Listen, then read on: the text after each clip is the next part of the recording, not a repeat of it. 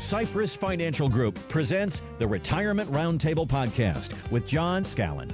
Get more at cypressfinancial.net. Now, let's get to the show. My name is Mark Owen. Let me ask you this, because born and raised in Georgia, I'm still learning about some of the great Louisiana traditions, and I learn from you every week. And I've been hearing a lot about Mardi Gras. I know some buddies that go there, but they go for a whole nother reasons. They go for the hurricanes and the beads. But about a month away from Mardi Gras right now, right? So everyone keeps talking about king cake.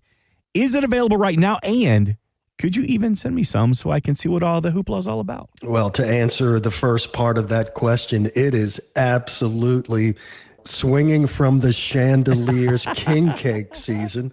Can I send you one? Well, I'll make a deal with you. When I see a picture of you in a purple and gold LSU jersey, your fist in the air saying, "Go Tigers," let me tell you, you will have probably 2 or 3 of this incredible product that cannot be duplicated in your hands at your office. You are asking a lot of me, my friend. Is it true that there's debates and there's arguments, and is there really that much drama behind the bakeries and a king cake? It's absolutely almost like religion. I mean, think about Georgia barbecue, right? Yes, sir. Same lines.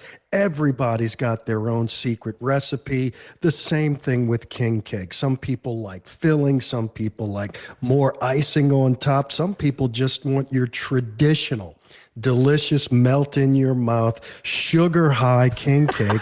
That's what I think I'm going to send to you. But yes, Mark, it's really, really a great tradition here. And listen, you send me some good king cake and I'll send you the best Georgia moonshine. We'll have I mean, that might be a real deal, sir. I thought you were going to say that might be a real dangerous trade. But John, as we're debating king cakes, there's always another debate that's happening right now. And it's happening in households across Louisiana and the country where the stakes are a whole lot higher. I'm talking about financial risk as adults approach retirement. You got one spouse who might want to stay more aggressive because the market's been good. The other spouse is thinking, hey, we're 63 years old. Maybe we should pull back and get more conservative.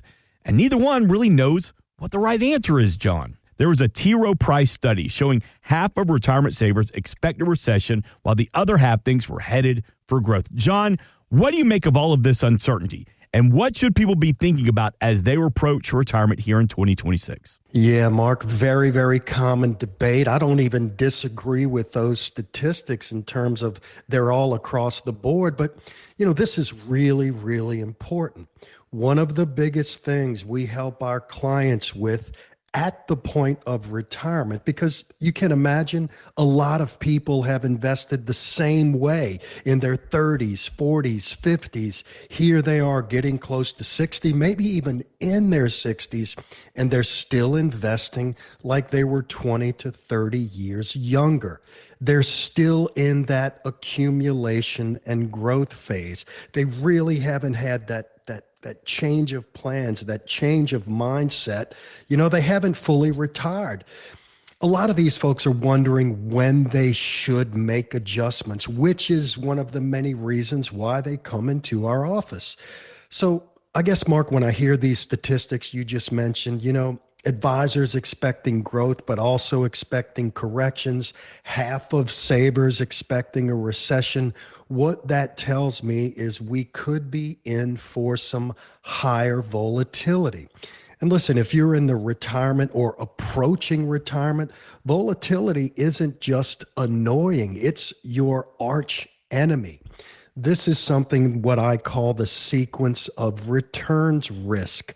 Now, it's not just about what your average return is over 30 years. It's about when those returns happen. You could have 2 people with the exact same average return, but if one gets hit with those bad years early in the distribution phase, they could run out of money while the other person is actually fine. So, Mark, the first thing you want to do is start with a risk assessment. And what we do here, we measure both the objective, that's like financially, can you handle the risk? And then the subjective, emotionally, can you handle the ups and downs of the market? How much risk can you emotionally handle? Those aspects of risk tolerance, you need to establish a very clear baseline. But John, when you say objective versus subjective, can you give me an example? Because I imagine someone could have the money to take risk, but not the stomach for it. Yeah, very well said. I mean, we see this all the time. Someone might come in with, let's say, $3 million saved, and financially they have the capacity to handle a 70-30 or even an 80-20 portfolio. But let's talk about the emotional side of this. If the market drops 15 or 20%, they're calling us panicking. They can't sleep at night, checking their account every day.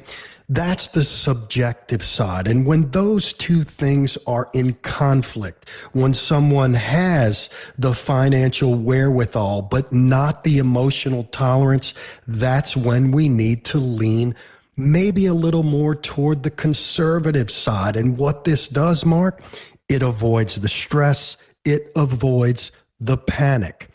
Now, let me take this a little bit further. Second, you want to balance ability, right? The ability to handle these swings in the market with your willingness to commit to this strategy. So when a client's financial ability to take on risk conflicts with their psychological comfort level, we should lean toward the more conservative evaluation to avoid stress and panic. Then you want to tailor the portfolio, the life savings around those things. And then finally, Mark, this is really important. You need to revisit this strategy often. With a lot of our clients, most of our clients, we're revisiting the allocation, the comfort for risk, the environment, their portfolio, their life savings at least twice a year, and more often if they'd like. And then the doors are always open, especially when you've got a volatile environment like we're seeing in 2026. Mark, I wonder how many people listening right now know their risk exposure in terms of the numbers. Not what they think it is, what it actually is. Most people come in and say, I've got stocks, I've got bonds. So how much in stocks? How much in bonds? 60, 70, 90%? Because there's a big difference. And Mark, remember, if you're 65 years old and you're sitting in 90% stocks in this environment where even the optimists expect a 15 to 20% correction, you need to know that. So, John, as you're talking about risk this weekend, and some people feel like they have too much in their portfolio, not enough. As you just mentioned, some people may not even know the amount of risk they have. What should they do? And more importantly, how can you help, I want to say, calm the fears about a volatile market, about how it's going to affect their overall retirement strategy? We would start by doing a complementary portfolio X-ray to truly understand what is your risk exposure. Pick up the phone, 504-732-1001. We will sit down, look at your specific situation, and show you exactly where you are right now. No guesses. Let's look at the hard numbers. The numbers will not lie. Whether you come to our Metairie office, our Mandeville office, or we meet virtually, we will make this work. 504-732-1001. All right, John, so we've been talking a lot about risk this weekend. We've been talking about volatility and kind of an uncertain 2026. So let's get practical. How do you position yourself to handle whatever comes? Yeah, really great question. I mean, several things, Mark, and let me break this down. Let's see, to 4 key areas. Okay. Number 1 is getting the right balance between risk money and conservative money. I mean, think about it. The risk money, this is your money in the market. Investments that are growth oriented, however, they are subject to ups and downs. This is money that could really grow beautifully, but it could also take a hit when the market drops by, say, 20%. Conservative money, that's money positioned for stability. This is the money that allows you to sleep at night. Guaranteed income solutions. You know all of your expenses are covered. Plus, you've got principle focused positioning, things that aren't going to go backwards when the market takes one of those 15 to 25% corrections we've been talking about. Here's the thing. You can't have everything in risk money because you could get burned in retirement, especially with this concept of the sequence of returns. But Mark, you also can't go all conservative either. You need growth to keep up or significantly surpass inflation over 10, 20, 30 years in retirement. It's always about balance. Here at Cyprus, we talk about balance for your particular situation. There is no one size fits all.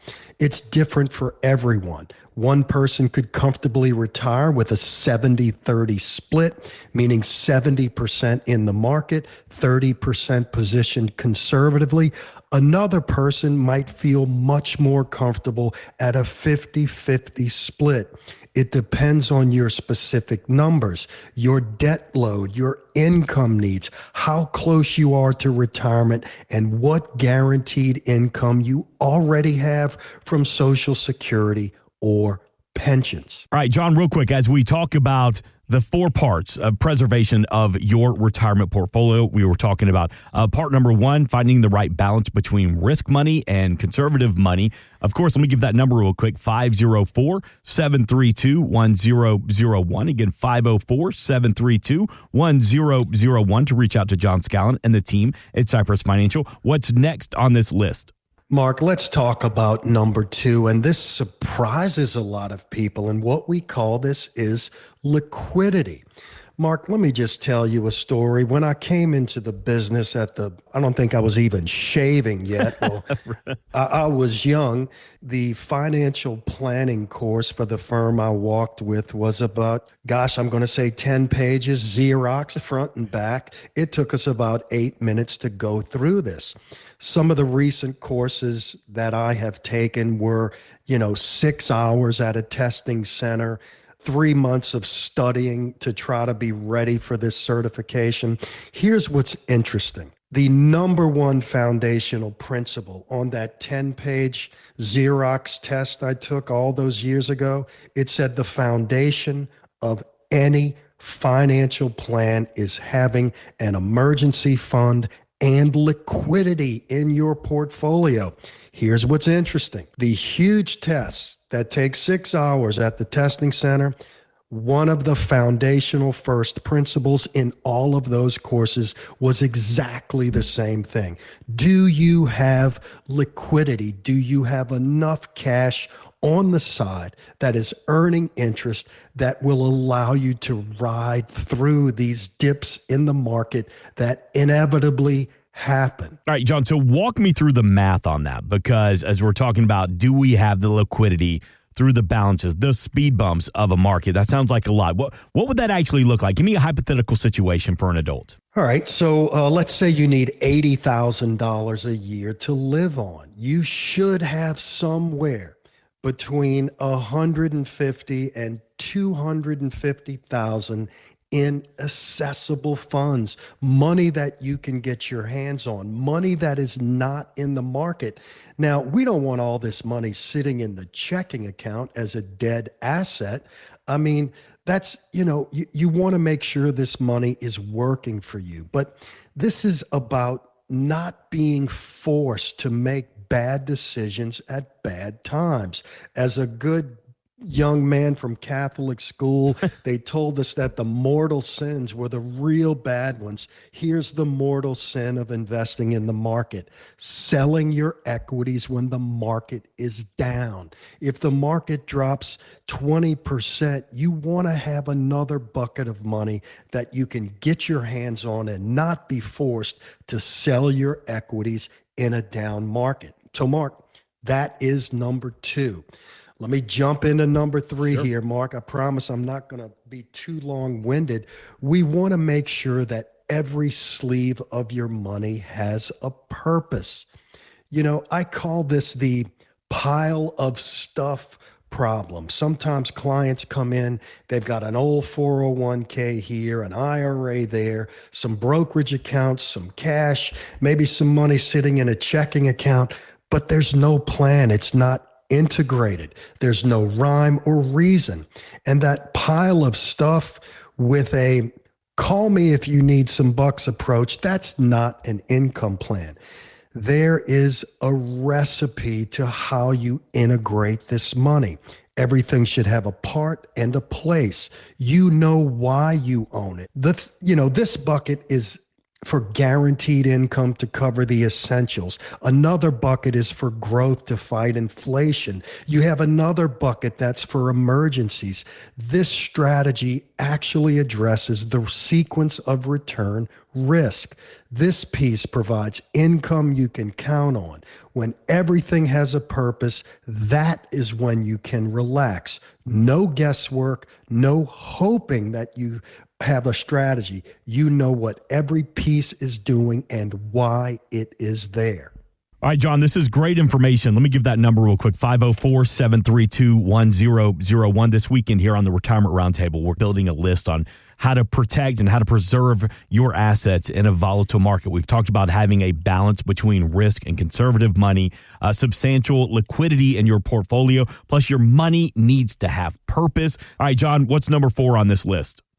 Yeah, this is really a big one. Number 4, I would call it regular reviews, high level, intimate financial conversations about your portfolio. Listen, in retirement, your risk tolerance is not static. Your life changes, markets changes. You need to be checking in and having communications with us at least twice a year, more often if you'd like, not just setting it and forgetting it.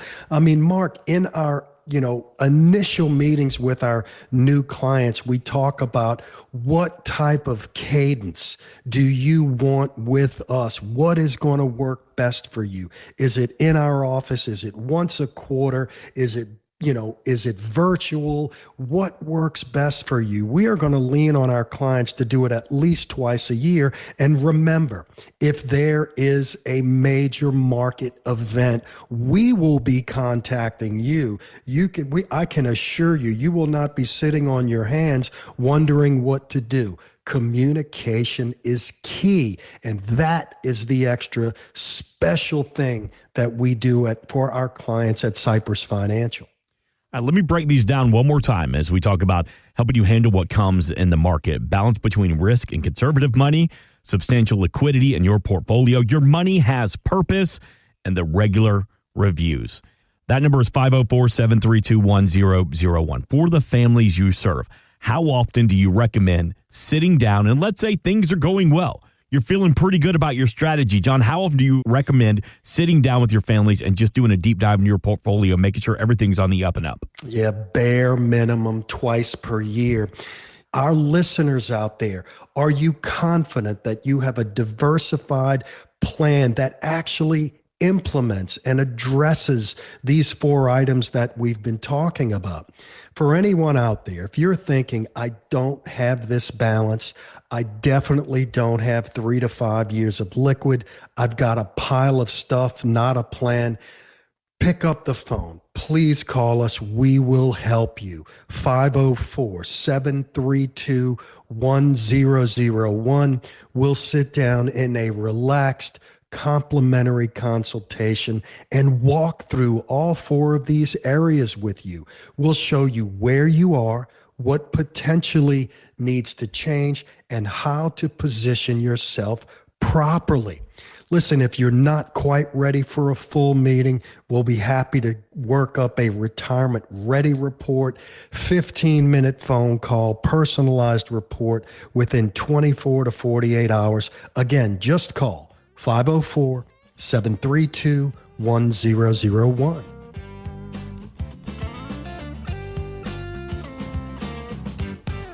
Investment advisory services offered through Cypress Financial Group, a registered investment advisor firm. Registration is not an endorsement of the firm by securities regulators. By contacting us, you may be provided with information about insurance products, including annuities offered through Cypress Financial Group, John Scallan, Louisiana Insurance License Number 1064997. The firms are separate entities. Annuity guarantees rely on the financial strength and claims paying ability of the issuing insurance company and are not offered by Cypress Financial Group. Read your contract for restrictions, limitations, or penalties.